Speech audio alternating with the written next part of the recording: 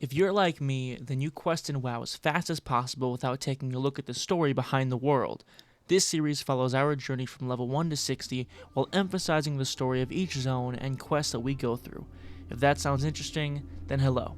I am Lichbane, and welcome back to our Journey to Northrend World of Warcraft playthrough. In Part 7, we finished Red Ridge, and today in Part 8, we will be starting Duskwood and completing the Stormwind Stockade. If you've seen this series up to this point, then you know how starting a new zone goes. We get to the first main hub and pick up every single quest in sight. To start off our journey in Duskwood, we traveled to Darkshire where we previously went to get Moonshine. We went to talk to Madame Ava, who, like the mystic she was, sensed our coming because it was written in the stars. She had two quests for us, the Totem of Infliction and the Legend of Stalvan. For the Totem quest, I think Ava said it best herself when she said, "As the mystical taint creeps through the forest, the need for self-protection is undeniable, Lichbane. The winds whisper to me, and they speak of a great danger which waits patiently for you in the near future." She also said that if we wish to protect ourselves, we needed to bring her 10 ghoul fangs, 10 skeleton fingers, and 5 vials of spider venom so that she could enchant us a Totem of Infliction to harm those who would attempt violence against us. Next, with the Legend of Stalvan, Ava said that she had a horrible feeling that her granddaughter Alyssa was in great danger. She consulted the cards and death stared up from the table. While going through a trance to uncover more information, Ava came across the name Stalvan. She wanted us to go to the clerk at the town hall to see if we could find out more information about someone named Stalvan. After talking to Ava, we went across the town center to talk to Commander Althea Ebenlock, leader of the Night Watch. As we knew, Stormwind was drawn too thin, so they had to retract their guards out of Duskwood, leaving the town to fend for themselves. With the quest, the Night Watch, Althea asked us to help stop the undead threat sprouting up in Tranquil Gardens just outside of Darkshire.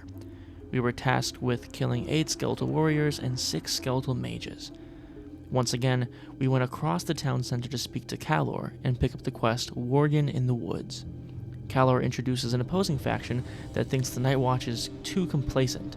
To see if we were worthy of joining Master Caravan's quest to expel evil and heresy in Duskwood, we were tasked with slaying 6 Nightbane Shadow Weaver worgens.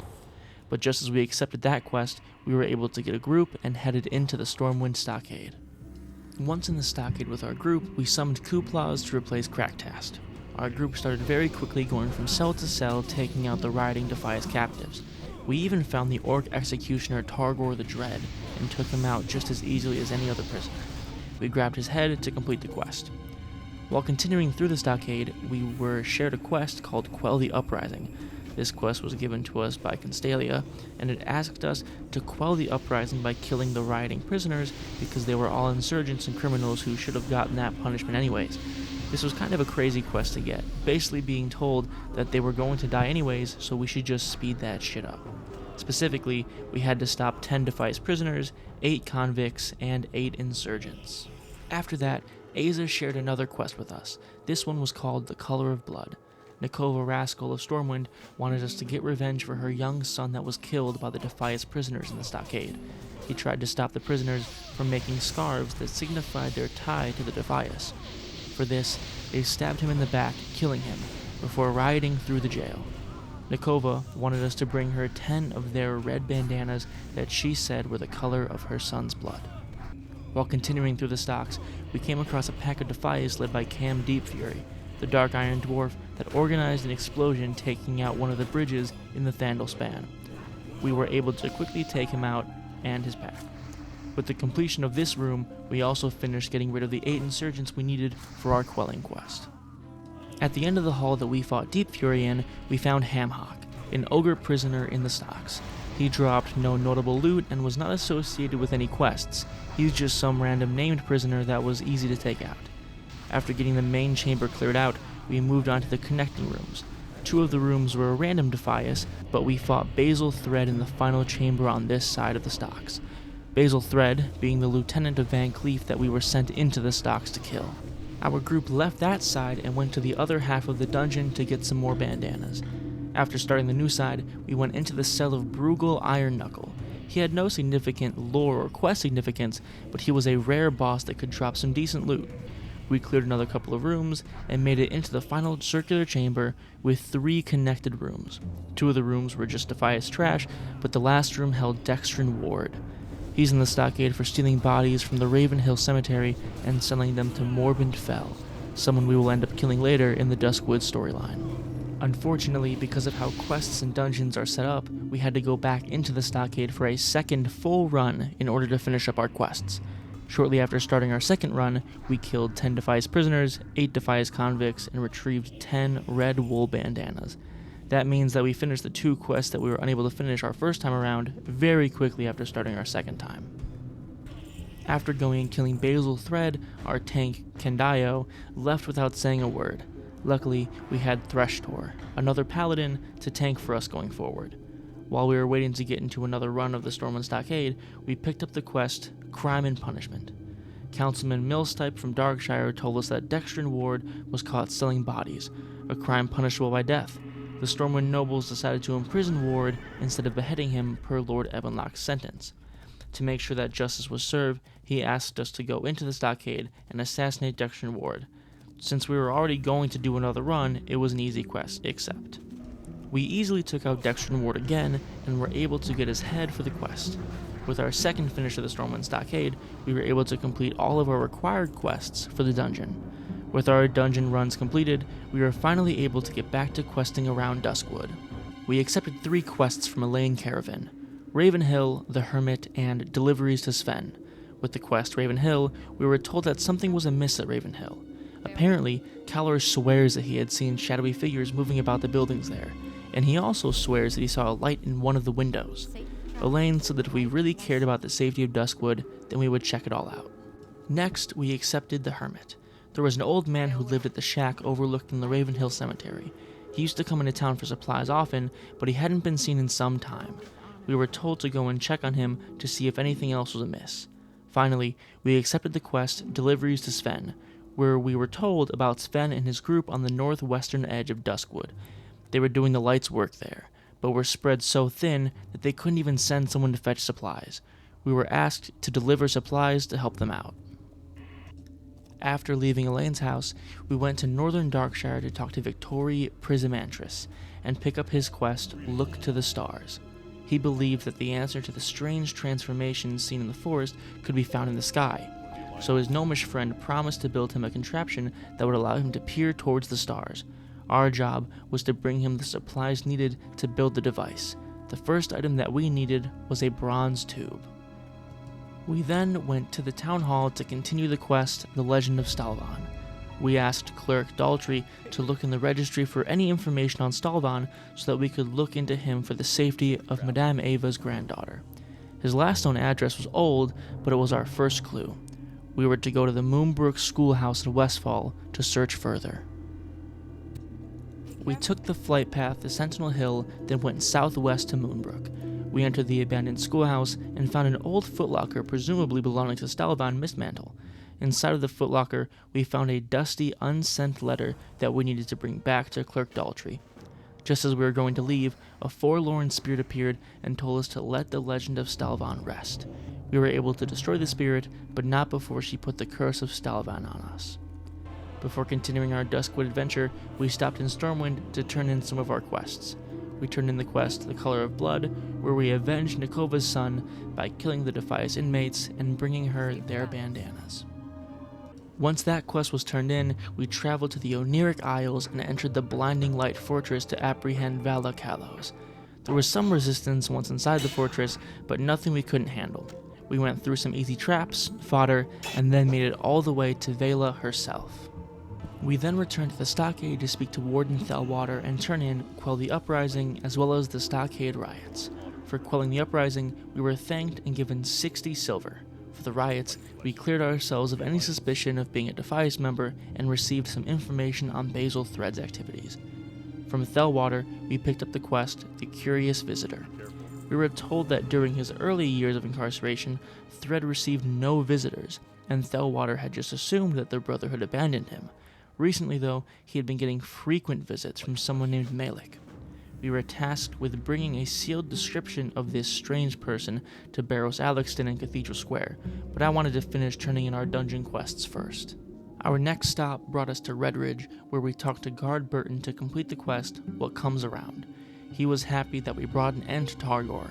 He then told us that sometimes the truest justice can only be found outside of the courtroom and beyond the clouded vision of politics, which was exactly where we found it.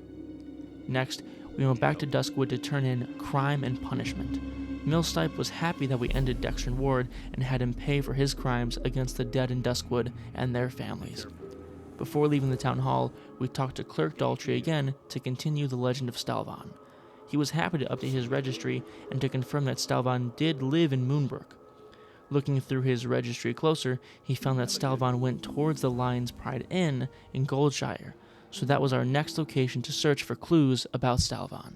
Because our hearthstone was still set to the Lion's Pride Inn, going there for the quest was very easy. We hearthed in and talked to Innkeeper Farley to continue the legend of Stalvan. Farley said that the name did sound familiar. He then told us a story of when he last saw the figure.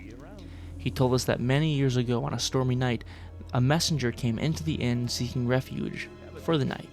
After getting a room, the messenger came running down the stairs and into the storm, still dressed in his night clothes, face pale with fear. The messenger left his letters in the chest upstairs. One such letter was from Stalvan, and was intended for the Canal District in Stormwind. Farley still had the letter, and we were welcome to help ourselves to it. With the continuation of the legend of Stalvan, we were to pick up the letter from Stalvan and deliver it to the Canal District in Stormwind. Being close by, we rode our Felsteed into Stormwind. I will admit, I got a little distracted and decided to do another entire quest line instead of continuing the legend of Stalvan, which made editing a nightmare. We ended up going to visit Barrows Alexton to turn in our Stockade quest, The Curious Visitor. He didn't recognize the name Malik, and also didn't recognize his description. Barrows said that he could be anybody, from a former stonemason to a Defias member, but he added that if this Malik was as connected as the warden described, then someone else might recognize him. With the pickup of the quest, Shadow of the Past, Barrows told us that Master Matthias Shaw of SI-7 might know who this mysterious figure is. Shaw also owes Barrows a favor, so we were sent to the barracks in Old Town to seek out Shaw. We left Cathedral Square and went across the canal into Old Town. Once there, we went into the barracks and spoke to Shaw. He recognized the man that we spoke of, but said that he was an assassin who wore many fake names, Malik being one of them. The name he was more commonly known by was Marzone, though that was surely an alias as well. Luckily, Shaw knew a great deal about this assassin. Marzone was under the employment of Lord Gregor Lescovar, a Stormwind noble with a shady reputation, even more so than the other corrupt nobles that we learned about. With the pickup of the quest, Look to an Old Friend, Shaw told us that Marzone contacting a Defias member, as well as having ties to Lescovar, was greatly concerning. The only people whose testimonies could have brought Lord Lescovar to justice were Van Cleef and Thread, both of which we had just killed. Add to that the fact that he was a noble and Lescovar was effectively above the law. Shaw said that we would need other help to bring justice. He loathed having to do this, but he told us to go and talk to Elling Trias in the Trade District to seek further help. So that's what we did. Leaving the barracks, we went southwest through the canals and into the Stormwind Trade District. Near the gates of Stormwind, we found Elling Trias in a small cheese shop, and he had the title Master of Cheese. He seemed to have a history with Shaw, given that he thought Shaw had a lot of nerve asking him for help again. We told him the situation with Marzone and the Defias Brotherhood, and Trias sarcastically thought that we were the bearer of wonderful news. He also said, "What, next you're going to tell me that Deathwing is still alive and attacking the city?" Which, very soon as we know, was going to happen. He then told us to tell him absolutely everything that we knew about the situation, even if the information seemed unimportant. He needed to know it all. With the pickup of the quest, infiltrating the castle, Trias said that he found our tale very interesting. He then said that this was not a situation to take lightly, and that we would need to divvy out a form of justice that wasn't exactly legal. He then asked if we were capable of swiftly taking care of Lescovar and Marzone. If that was something that we were capable of, then we needed to go to Stormwind Castle and seek out a gnome named Tyrion, who had been watching Lescovar for a couple of weeks now. Clearly being a warlock that was capable of murder, we went straight to the castle. We entered the keep and took a left towards the library.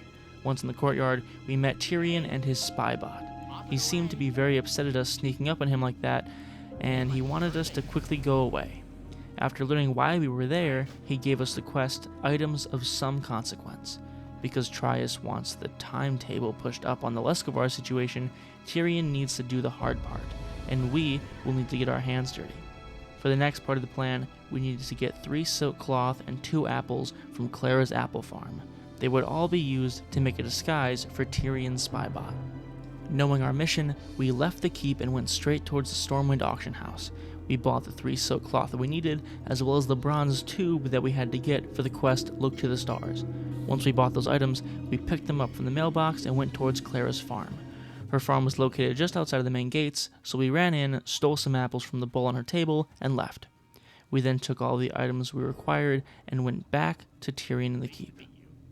Once we turned in the quest, Tyrion told us that he and Trias suspected that Lescovar had ties to the Twilight's hammer, but that they never would have suspected that he was in with the Brotherhood. Either way, he was too dangerous to keep around the city, so we had to deal with him. With the pickup of the quest, the attack, we were given the details of the job. A meeting was set up between Lescovar and Tyrion's disguised spybot. A message was also sent to Marzone, letting him know that he needed to meet with Lescovar again. This was the setup we needed to get them in the same place and talking. My job was to listen to the conversation, and the second the Defias get brought up, I need to kill both Lescovar and Marzone before their guards return. The spybot donned its disguise and went into action while we hid behind a tree nearby to listen to the conversation. Soon, Spybot returned, and Lescovar dismissed his guards. Once his guards were out of sight, Marzone the Silent Blade appeared. Lescovar asked what news Marzone brought from Westfall. Marzone said that Van Cleef had sent word that plans were underway, but that someone was snooping around. Lescovar believed that the person snooping was Shaw, so he sent Marzone off and said that he would contact him again soon. It was then that we sent Cracktast in to aggro Lescovar while we applied our damage over time effects, and summoned Hellfire from above. Within moments, we had slain both Lescovar and Marzone, bringing an end to their treachery. After that, we went back to the Master of Cheese, Elling Trias. He thanked us for our discretion and said that we had been proven worthy on more than one account. He would continue to keep an eye on our progress within the Alliance. With the pickup of the quest, the Head of the Beast, we were told to report to Shaw to inform him that the threat had been dealt with and that Lescovar's plot against the city had finally ended. We of course went straight to Shaw to tell him of our success. He said that our justice was swift and that he hoped he would never become our quarry. He wasn't criticizing us at all, being the master of all assassins that he is. He then thanked us for helping the people of Stormwind, and then gave us the quest, Brotherhood's End. He told us that Alexton had come by wishing to speak to us, no doubt to learn of what transpired after we last left him. Shaw gave us some parting advice before we left. He said that we can talk about everything that happened between us and this situation, but that we need to leave out that we were the ones who slew Lescovar. Being a master of assassins, we trusted him enough to not speak of that detail. As for Elling Trias, we were to speak to no one of him, ever. We then traveled back to Barrows Alexton to tell him of what transpired. He said that he heard Lescovar was found dead, and that he thanked us for our help in saving him and many others from Van Cleef's revenge. With the pickup of the quest, in audience with the king, Barrows told us that he had prepared a report for the king, and that we should be the ones to deliver it to him. He believed that there was no doubt that the king would congratulate us for what we had done. With that, we accepted the quest and sped over to Stormwind Keep to speak to King Varian Ryn. Ryn thanked us for our help in stopping Van Cleef and his allies with their plot against Stormwind. As a token of his appreciation, he gave us the Seal of Ryn, a fantastic rare ring that increased our strength, agility, stamina, intellect, and spirit. After having spent considerable time in the city of Stormwind, I decided it was time to set our hearth to the inn inside of the city. This would give us an easy access to the hub area, vendors, and a very useful flight path nearby. After getting our new hearth location, we went to the amazing Slaughtered Lamb Inn to learn some more warlock abilities. But first, we talked to Zardeth of the Black Claw to pick up the quest, A Noble Brew. This quest had us once again messing with Stormwind's House of Nobles. Zardeth told us that Lord Wishok was causing a stir within the House of Nobles. He found out about our little establishment beneath the inn and was lobbying for a full investigation. So, Zardeth needs our help keeping him preoccupied. To help with his plan, he needed us to get a tier of Taloa from Darkshire, as well as Musquash root from the wetlands. We accepted that quest before talking to Demiset to learn our new abilities. For our affliction spells, we learned Curse of Tongues, a curse that increased enemies' cast times by 25%, as well as our rank 3 life tap and rank 3 Curse of Agony. For our demonology spells, we learned Detect Invisibility, which allows us to detect minor invisibility, Banish, which banishes an enemy for 20 seconds, preventing all actions but making them invincible, and Create Firestone, which allows us to create a Firestone that, when applied to our weapon, increases damage dealt by direct spells by 1% and increases our crit strike by 7. And finally, we got our rank 3 health funnel. Lastly, for our destruction spells, we learned our rank 2 Searing Pain, as well as our rank 5 Shadow Bolt. With our new Warlock spells learned, we went to the Flight Master and took a Griffin ride to Darkshire. Once there, we went to talk to Victori Prismantris. He thanked us for the bronze tube, then told us what we would need next. He said that according to Cog's blueprint, that we would need something that reflected light. Victoria remembered a girl named Mary who was well known for always carrying around a looking glass. If we could track down Mary, then she might be inclined to lend us the looking glass for our little project. Once done, we hearthed to Stormwind to finally pick up the undelivered letter to continue the legend of Stalvan. We then brought the letter that was from Stalvan to its destination, Caretaker Folsom, in the western end of the Stormwind Canals. Folsom said that we had some nerve bringing that letter to him, and he was not happy. He then told us that his father was the caretaker of the estate long before he was. His father even had to mop up the blood after the massacre. He ended up telling us that the last of the Flint Ridge Trust had dried up, and that the tax vultures had the last of the family's belongings headed for auction. We were free to look through the junk in case we thought we might be able to find something interesting towards our search, so, with the continuation of the legend of Stalvan, we were tasked with searching through the possessions for our next clue. The boxes next to him held the possessions, so we quickly took a look through one of the crates. We found various objects, musty heirlooms, a family portrait, a few hunting trophies, some old books, a ceramic vase, and something very interesting, a torn journal page at the very bottom of the crate. The page luckily held our next clue, but just as we were looking through it, another forlorn spirit arrived and tried to kill us for digging into the legend. We dispatched the spirit with ease, but unfortunately not before getting the Curse of Stalvan once again. And with the continuation of the Legend of Stalvan, we finished the first half of Duskwood and the video. I hope you enjoyed part 8 of our Journey to Northrend Warcraft playthrough. If you feel like it, check out the channel for the continued adventure, and I will see you next time when we continue our journey through Duskwood. Have a good one.